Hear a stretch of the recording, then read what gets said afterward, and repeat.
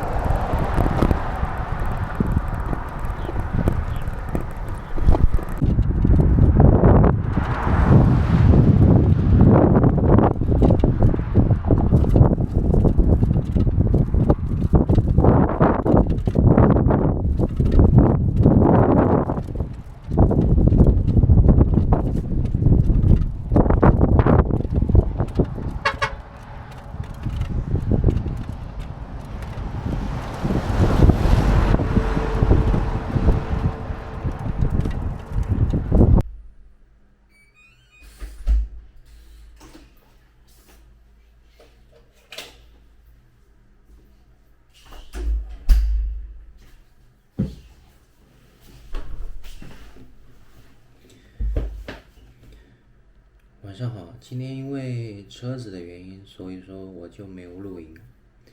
明天的话，打算看一下车子的损坏程度是什么样子的，再决定下一步的路程。如果说明天车子没什么问题的话，下一个地点是黄山市，我到时候要去取一个快递。是一个帐篷。我原本的那个帐篷太重了，所以说我买了一个轻一点的。那就下期视频再见。